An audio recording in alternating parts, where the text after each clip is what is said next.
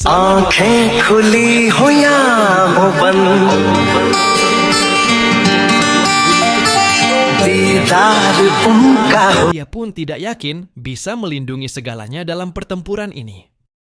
Karena kali ini, pasukan yang menjadi kekuatan utama negara Jepang bukan lagi tentara iblis biasa, melainkan Isobu. Di kedalaman permukaan laut, sebuah aura yang jauh lebih dingin perlahan muncul. Kabut didorong perlahan oleh suatu kekuatan raksasa, menyingkap siluet samar di belakangnya. Itu adalah seekor monster laut mengerikan dengan panjang tubuh melebihi 300 meter. Bentuknya menyerupai hiu yang sangat dilebih-lebihkan. Sirip punggungnya menjulang tinggi seperti punggung pegunungan. Tubuhnya tertutup lapisan sisik hitam tebal, dan setiap sisik tampak seperti dipahat oleh bilah pisau. Ujungnya tajam, sementara di sela-selanya berkilau api hantu berwarna biru redup. Di belakangnya, 3 ekor-ekor besar bergerak perlahan di dalam air laut. Pada ujung setiap ekor tumbuh duri tulang yang melengkung. Permukaan duri tulang itu diselimuti kabut racun berwarna ungu gelap. Dan setiap kali ekor itu berayun, ia meninggalkan jejak-jejak aneh di permukaan laut. Isobu, nama seorang kuat dari negara Jepang itu, dalam laporan pertempuran di sepanjang pesisir Laut Timur selama hampir 2 tahun terakhir, frekuensi kemunculannya hanya kalah dari beberapa nama kuno yang benar-benar berdiri di atas takhta para dewa. Ia sendiri adalah bencana yang bergerak. Dalam legenda, ia pernah menghancurkan sebuah pulau hanya dengan 1 ayunan ekornya. Ia juga pernah menciptakan pusaran raksasa di laut dalam yang cukup untuk menelan seluruh armada kapal perang. Orang-orang negara Jepang memujanya sebagai setengah dewa, mengizinkannya memimpin pasukan dan berpatroli di medan perang. Kali ini, ia datang sendiri. Di sekeliling tubuhnya, air laut bergolak. Sosok besar Haifangzu muncul dan menghilang di antara gelombang, seperti bayangan hitam yang memanggul gentong air raksasa, perlahan naik dari kedalaman laut. Runu menyeret rambut panjangnya yang basah kuyup. Ujung jari-jarinya yang ramping menggores permukaan air, menimbulkan rentetan buih. Di dalam buih itu mengambang wajah-wajah pucat dan bayangan manusia yang terdistorsi, sambil mengeluarkan tawa rendah yang menyeramkan. Selain itu, masih ada tak terhitung makhluk iblis pembawa pertanda buruk dengan tubuh ikan dan wajah manusia, berbaris di kedalaman kabut laut, seolah-olah sebuah parade 100 iblis yang keluar dari lukisan kuno. Di belakang mereka adalah armada negara Jepang, satu demi satu kapal perang dengan bentuk aneh perlahan, bergerak maju di dalam kabut laut. Lambung kapal dibuat dari campuran kayu kuno dan besi hitam. Di sisi kapal tergantung lentera kertas yang bergoyang tertiup angin. Pada penutup lentera itu digambar simbol-simbol terdistorsi.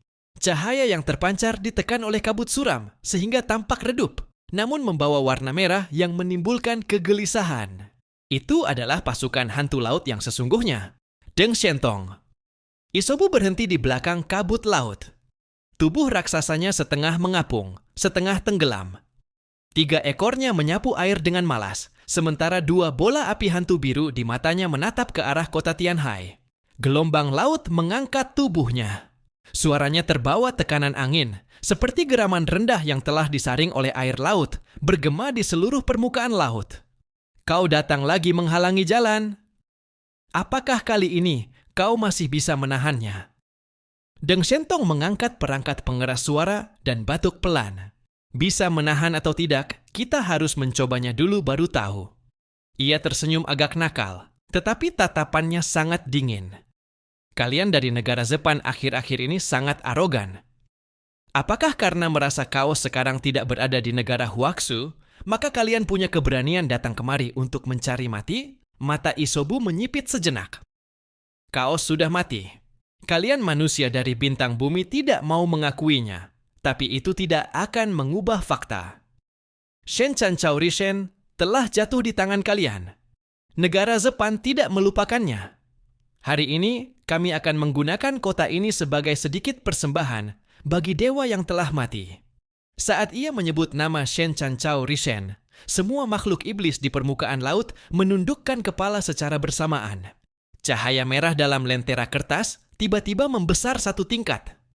kabut laut menjadi semakin tebal, hingga bahkan siluet gedung-gedung tinggi kota Tianhai pun mulai kabur. Sebagai salah satu dari 3 pilar Dewa Negara Zepan, Shen Chanchao Risen dahulu memaksa melawan aturan sang pencipta untuk mencoba menghapus Zhang Yi. Namun kemudian, karena salah menilai kekuatan aturan tersebut, ia justru dimusnahkan. Itu menjadi luka terbesar bagi seluruh negara Zepan. Karena itu, mereka telah lama merencanakan pembalasan ini. Kini, 2 tahun telah berlalu. Zhang Yi masih belum kembali, dan mereka menyimpulkan bahwa Zhang Yi telah mati di alam semesta yang penuh bahaya.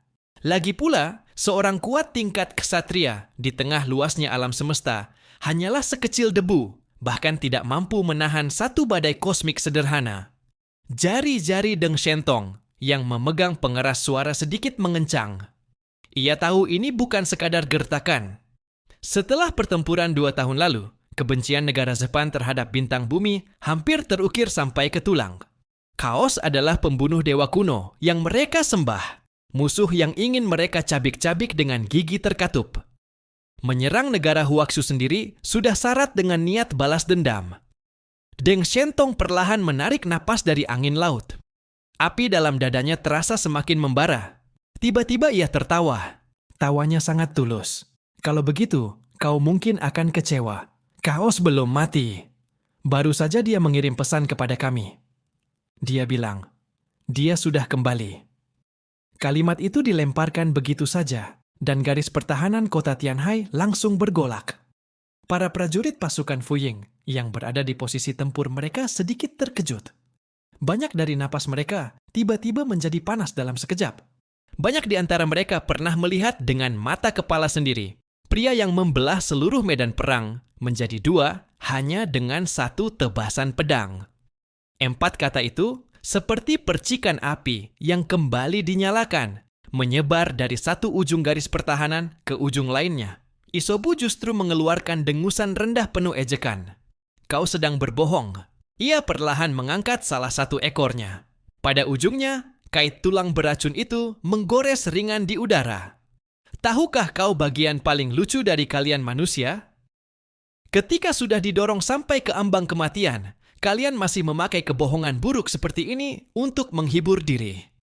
Jika Chaos masih hidup, dia sudah lama kembali. Tapi dia tidak kembali. Itu berarti dia sudah dikubur bersama rekan-rekannya di sudut alam semesta yang entah di mana. Kalian tidak bisa mempertahankan negara Huaxu, dan kalian juga tidak bisa mempertahankan kota ini. Hari ini, kami akan membuatmu menyaksikan kota ini tenggelam ke dasar laut dengan mata kepalamu sendiri. Ia mengibaskan ekornya. Permukaan laut runtuh dengan keras. Berpusat darinya, hamparan air laut tiba-tiba terangkat tinggi, membentuk dinding air setinggi puluhan meter. Seolah-olah tsunami yang berjalan sedang dikendalikan olehnya sesuka hati. Di dalam dinding air itu, tak terhitung pusaran kecil berputar dengan liar. Setiap pusaran memiliki torsi yang cukup untuk merobek kapal perang. Isobu mengayunkan ekornya dengan ringan. Dinding air itu membawa tekanan yang mampu menghancurkan langit dan bumi, lalu menghantam ke arah kota Tianhai. Xuanwu, bantu aku!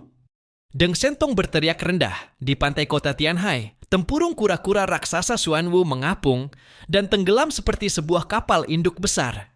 Saat pasukan negara Zepan menyerang kali ini, ia juga datang memimpin pasukan untuk membantu. Serahkan padaku!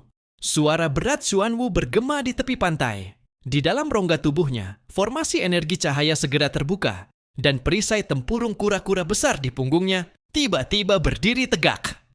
Detik berikutnya, sebuah penghalang tak terlihat yang sangat besar terangkat di lautan di depan kota. Dinding air menghantam penghalang itu. Langit dan bumi bergetar. Seluruh kota Tianhai terasa seperti diangkat oleh seseorang, lalu dijatuhkan dengan keras kembali. Di telinga semua orang, hanya tersisa satu suara gemuruh yang memekakkan. Berusaha menghalangiku? Kamu masih belum pantas. Suara Isobu dipenuhi ejekan. Kekuatan para ahli dari negara Huaxu ini sudah lama mereka pahami dengan sangat jelas. Jika tidak, bagaimana mungkin mereka berani langsung melancarkan invasi? dengan indeks kemampuan mencapai 43.000 poin. Jika melihat seluruh wilayah Jiangnan, tidak ada seorang pun yang mampu menandinginya. Selama Houtu tidak datang, siapa yang bisa menghentikannya menelan kota Tianhai? Xiao Hai Cao! Gelombang kejut menyapu sepanjang permukaan laut, lalu menghantam keras dinding energi yang dibangun oleh Xuanwu. Perisai itu melengkung ke dalam membentuk busur raksasa, seolah-olah dapat pecah kapan saja. Xuanwu mengerang tertahan, darah dalam jumlah besar langsung meluap dari mulut dan hidungnya, mewarnai permukaan laut di depannya menjadi merah. Xuanwu, yang terkenal karena pertahanannya, ternyata bahkan sulit menahan satu serangan dari lawannya. Belum selesai. Suara Isobu kembali menekan seperti gelombang pasang. 3 ekornya terangkat tinggi secara bersamaan, lalu menghantam permukaan laut dengan keras. 3 pusaran raksasa langsung tercipta di tempat itu. Di pusatnya, air laut jatuh dengan liar ke bawah, membentuk 3 lubang pusaran mengerikan yang langsung terhubung ke laut dalam.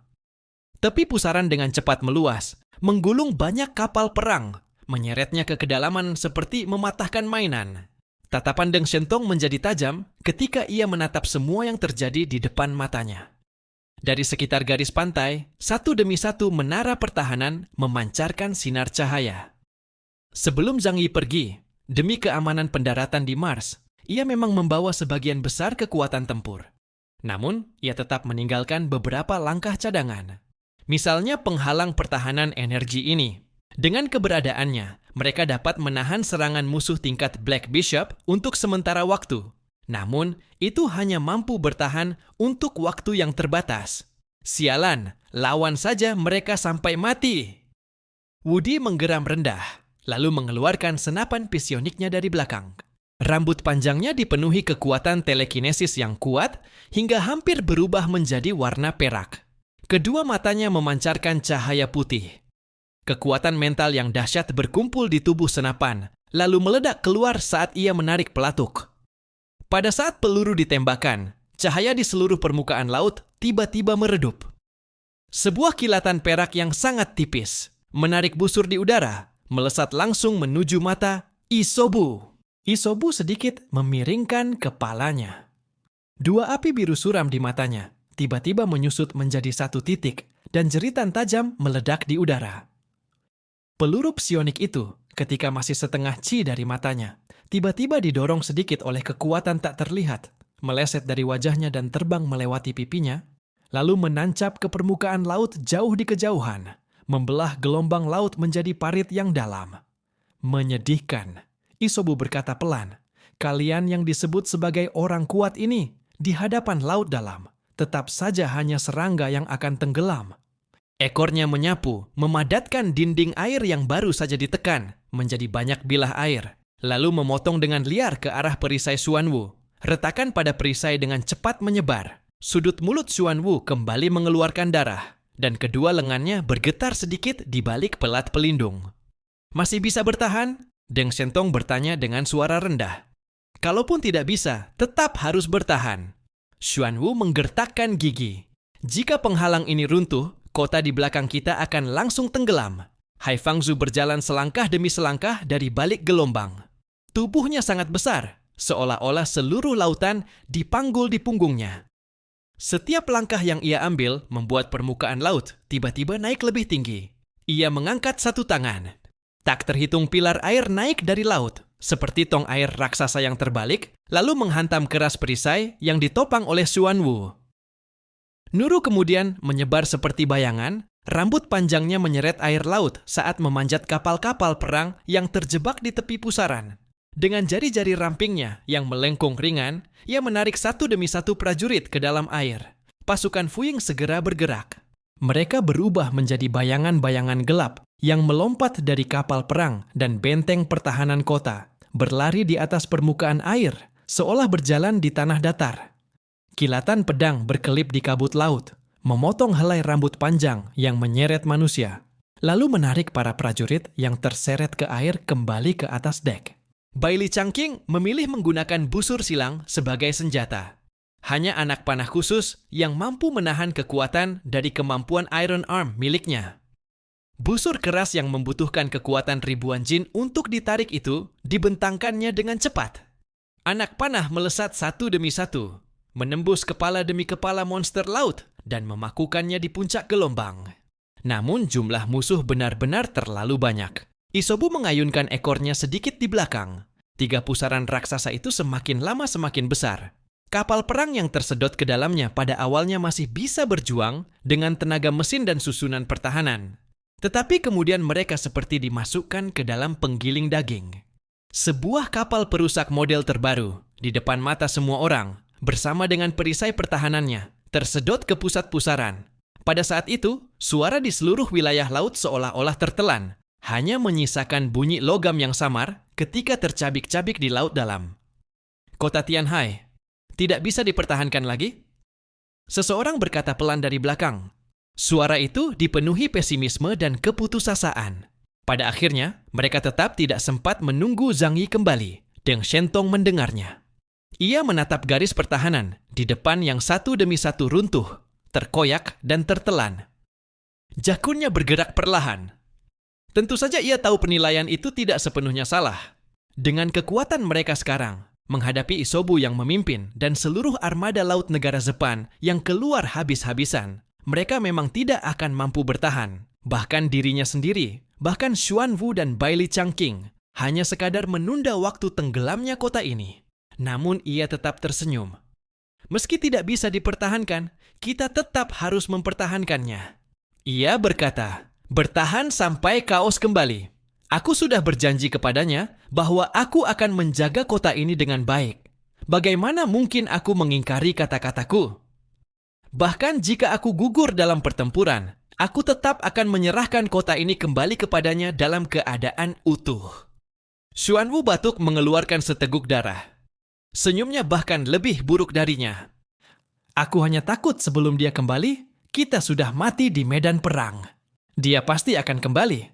Tatapan Deng Shentong tidak pernah meninggalkan permukaan laut di depan.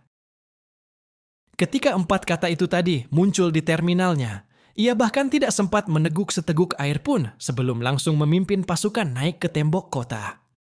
Ia tidak tahu di mana tepatnya Zhang Yi sekarang berada. Yang ia tahu, orang itu selalu menepati janjinya. Isobu tampaknya sudah bosan bermain-main. 3 ekornya terangkat tinggi secara bersamaan. Dan ujung sengat beracun itu memancarkan cahaya ungu yang semakin aneh. Cukup, permainan selesai. Biarkan kota ini tenggelam ke dasar laut.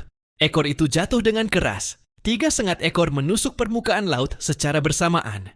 Dengan sengat ekor sebagai akar, energi yang sangat mengerikan langsung menyebar. Seluruh permukaan laut seolah dipelintir dengan keras dari bawah. Air laut berputar dengan liar. 3 pusaran dengan cepat menyatu menjadi satu. Sebuah jurang laut raksasa yang menutupi seluruh perairan dekat kota Tianhai sedang terbentuk.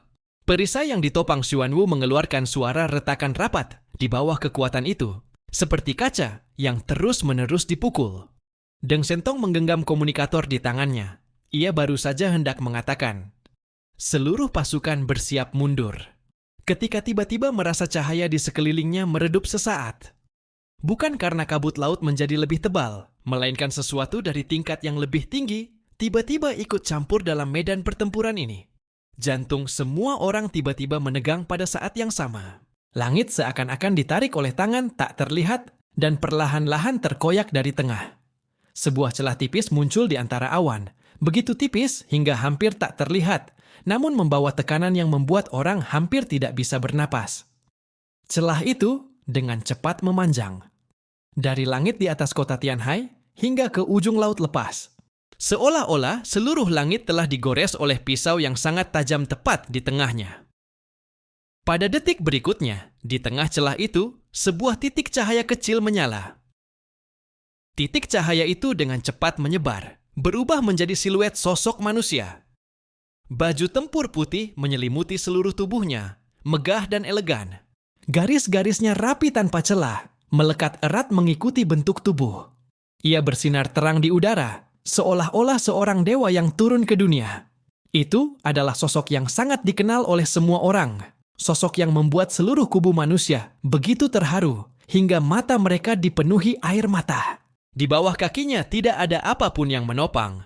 Namun ia tampak seperti berdiri di atas suatu bidang dimensi yang tak terlihat. Melayang dengan tenang tepat di atas medan perang.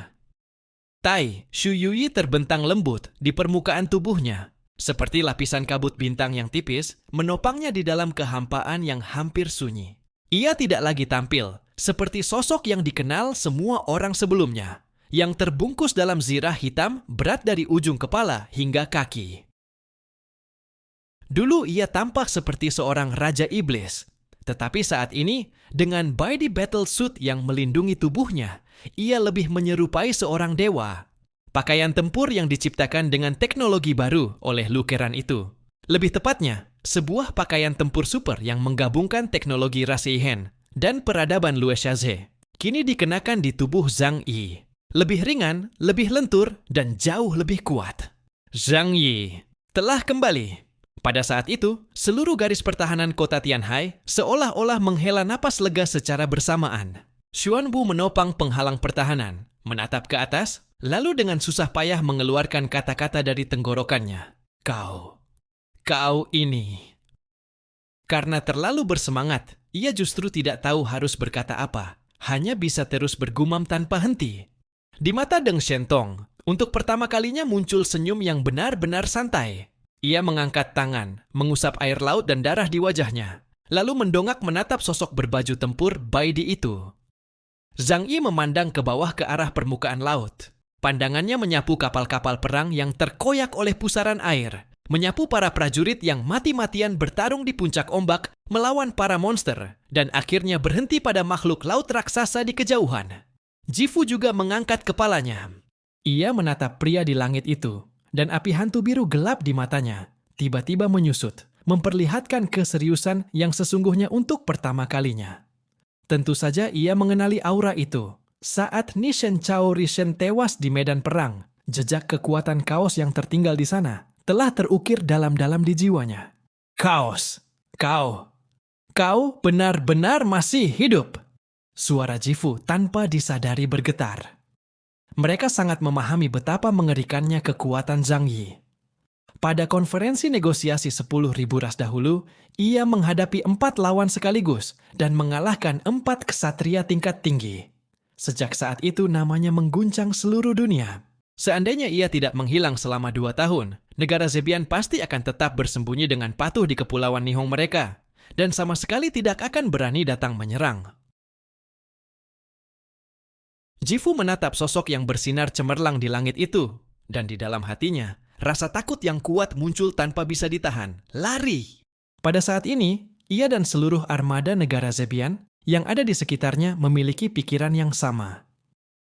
Zhang Yi tidak menjawab. Ia hanya menatap seluruh armada negara Zebian dari atas. Dingin di matanya bahkan lebih menusuk daripada angin laut musim dingin paling tajam di Laut Timur. Jifu, Hai Fangzhu, dan Runu, 3 jenderal besar, hanya melihat satu kata di dalam matanya, mati niat membunuh yang telanjang dan tanpa penutup. Zhang Yi tiba-tiba membuka mulutnya. Suaranya tidak keras, tetapi terdengar jelas di telinga semua orang. Bukankah hidup itu baik? Kenapa harus datang mencari kematian? Jifu mengeluarkan geraman rendah. Sirip di punggungnya tegak, ekornya menyapu air laut dengan keras, mengangkat gelombang yang lebih tinggi. Mereka pernah mendengar legenda tentang Zhang Yi. Mereka tahu bahwa di hadapan seorang pengguna kemampuan ruang tingkat puncak, melarikan diri sama sekali tidak ada artinya. Karena itu mereka memilih bertarung sampai mati. Kaulah yang membunuh dewa kami. Hari ini, di sini, kami akan membunuhmu. Sekalipun mereka tidak bisa membunuh Zhang Yi, mereka tetap akan berusaha sekuat tenaga untuk melukainya parah. Itulah pikiran Jifu dan yang lainnya. Boom! Boom! Boom! Seluruh armada negara Zebian berbaris di atas laut. Berbagai aura mengerikan melonjak ke langit, bersiap untuk melukai Zhang Yi dengan serangan besar. Namun Zhang Yi hanya mengangkat tangan kanannya dengan ringan. Pada saat itu, Tai Shuyuyi di samping tubuhnya beriak lembut. Dan di tepi Wuxiang Jieyu muncul lingkaran pola cahaya yang sangat halus di udara. Itu bukan sekadar riak energi. Itu adalah benang-benang ruang itu sendiri yang bergetar perlahan. Pengalaman Zhang Yi di dunia dalam Mars menghadapi peradaban Lue Shaze, Wu Zheqiu, Menara Tiantong, serta pertarungannya dan pengamatannya terhadap Adam telah membuat pemahamannya tentang lapisan dasar alam semesta meningkat ke tingkat yang lebih tinggi. Ia tidak lagi sekadar mengayunkan pedang di dalam ruang. Ia mulai mengulurkan tangan untuk menyentuh senar yang membentuk ruang itu sendiri. Dimensional String Disassembly. Ini adalah kemampuan yang ia perkuat di atas dasar Yuji, Shenluo Wanxiang, dan Wuliang Sword Domain dengan memanfaatkan pengetahuan yang ditinggalkan peradaban Mars, menjadikannya jauh lebih kuat daripada sebelumnya. Ini bukan sekadar penumpukan kekuatan suatu atribut, melainkan pembongkaran terhadap struktur dimensi seluruh medan perang. 5 jari tangan kanannya mengepal ringan. Seolah-olah ia menangkap sesuatu yang sangat tipis, namun sangat kuat di dalam kehampaan. Semua orang melihat pemandangan itu. Di langit, di permukaan laut, bahkan di udara di atas kota, muncul garis-garis cahaya yang sangat halus. Pada awalnya, garis-garis itu hanya sepanjang beberapa sentimeter, setipis benang laba-laba. Namun pada detik berikutnya, garis-garis itu memanjang dengan liar. Setiap garis membawa ketajaman yang sulit digambarkan, menembus permukaan laut dari berbagai arah. Mereka memanjang secara horizontal, vertikal, dan miring, saling bersilangan membentuk jaringan 3 dimensi dengan kepadatan yang menakutkan. Itulah senar dimensi yang secara paksa ditarik keluar oleh tangannya. Senar-senar itu sebelumnya hanya tersembunyi di dalam struktur dunia ini, diam-diam menopang ruang dan materi. Sekarang semuanya ditarik keluar, seperti senar alat musik yang direntangkan penuh. Ujung jari Zhang Yi memetiknya dengan lembut. Getaran tanpa suara menyebar di seluruh ruang. Pada saat itu juga, semua kapal perang negara Zebian, semua pasukan monster yang berhenti di dalam kabut laut, bahkan gelombang yang sedang terangkat, seolah-olah ditekan tombol jeda. Jifu secara naluriah merasakan bahaya yang sangat besar. Ia mati-matian mencoba menyelam ke dasar laut, mengayunkan ekornya dengan keras hingga seluruh perairan bergolak hebat. Namun semuanya sudah terlambat. Senar dimensi pada saat itu sepenuhnya dibongkar. Garis struktur ruang dipaksa untuk ditulis ulang. Garis-garis cahaya itu tiba-tiba semuanya menyala 1 inci lebih terang. Dari langit hingga air laut, dari puncak ombak hingga dasar kapal, dari tubuh para monster hingga senjata di tangan mereka. Setiap garis mewakili satu tebasan yang tak dapat ditahan. Tidak ada raungan, tidak ada ledakan. Dengan cara yang sangat tenang dan dingin, semuanya menyelesaikan pembongkaran terhadap seluruh target musuh di medan perang ini. Puluhan ribu monster dari negara Zebian dan ratusan kapal perang membeku dalam satu saat. Pada detik berikutnya, tubuh mereka, lambung kapal mereka, bendera mereka, bahkan kayu aneh dan lampion kertas berukir rune yang mereka gunakan untuk menggerakkan penghalang sihir. Semuanya terpotong rapi menjadi serpihan-serpihan kecil yang tak terhitung jumlahnya. Seolah-olah seseorang menggunakan pisau yang sangat presisi pada sebuah kanvas raksasa, menggambar ribuan garis sekaligus, memecah setiap detail dalam lukisan itu menjadi debu halus. Gelombang ombak terpotong menjadi lapisan-lapisan tipis air, sesaat terbentang di udara, memantulkan tak terhitung bayangan cahaya yang terpecah-pecah, lalu kembali menyatu dan jatuh lagi ke laut. Tubuh raksasa Jifu ditembus puluhan berkas cahaya secara bersamaan. Sirip punggungnya, sisik-sisiknya, 3 ekor panjangnya, serta duri tulang beracun di ujung ekor itu, semuanya terbelah dalam waktu yang amat singkat, seperti tumpukan pecahan zirah yang berantakan. Ia mencoba mengaum marah. Namun begitu mulutnya baru saja terbuka, rahang bawahnya meluncur, jatuh tanpa suara. Api hantu biru redup di matanya, tiba-tiba menyusut tajam, berubah menjadi 1 titik, lalu meledak di dalam tengkorak yang telah retak. Kilatan cahaya samar berpendar sejenak di udara, sebelum dengan lembut diserap oleh Taishu Yuji. Kapal-kapal perang di permukaan laut mekar tanpa suara. Pecahan-pecahan yang rapi hingga terasa aneh itu menyebar, seperti kepingan salju hitam yang melayang jatuh ke laut. Para makhluk iblis yang berdiri di atas geladak, bahkan belum sempat menjerit, sudah terpotong menjadi potongan jaringan kecil, lalu jatuh bersama geladak yang hancur ke dalam laut. Pawai 100 iblis menghilang serentak. Hanya beberapa bayangan hantu yang tak berbentuk masih tersisa di permukaan laut, seperti noda tinta yang terhapus dan segera tercerai-berai tertiup angin. Seluruh proses itu bahkan tidak sampai 2 detik. Di telinga semua orang di kota Tianhai, suara seakan menghilang untuk sesaat. Mereka melihat jaring cahaya yang teranyam di langit itu menyala seketika, lalu padam sepenuhnya pada detik berikutnya. Seolah tidak pernah terjadi apa-apa, hanya saja wilayah laut jauh yang sebelumnya dipenuhi kapal perang dan makhluk iblis kini menjadi kosong sama sekali. Yang tersisa hanyalah air laut yang masih bergulung karena inersia, perlahan kembali tenang. Tidak ada mayat yang mengapung. Tidak ada puing yang hanyut. Setelah dimensional string disintegration terjadi, para musuh itu bahkan kehilangan hak untuk menjadi sisa-sisa. Xuanwu akhirnya melepaskan kedua lengannya yang menopang penghalang. Dinding pertahanan yang telah dipenuhi retakan itu, begitu kehilangan tekanan, langsung runtuh sendiri menjadi titik-titik cahaya tak terhitung, seperti hujan yang jatuh kembali ke laut. Ia terengah-engah, keringat dan darah bercampur menjadi satu, mengaburkan pandangannya. Ia mengangkat kepala dan hanya melihat sosok berzirah kaisar putih di langit, membelakangi matahari. Seluruh tubuhnya seperti pedang yang tertancap di antara langit dan bumi. Deng Shentong mendongak, lalu dari tenggorokannya keluar satu kalimat yang sangat singkat. 2 tahun tidak bertemu, kau menjadi lebih kuat lagi. Bai Li Changqing menurunkan busur besarnya, lalu mengembuskan napas panjang yang sejak tadi tertahan. Seluruh anggota pasukan Fuying serentak melepaskan otot-otot yang tegang hingga batasnya. Banyak dari mereka langsung duduk jatuh di geladak, membiarkan angin laut menerpa wajah mereka.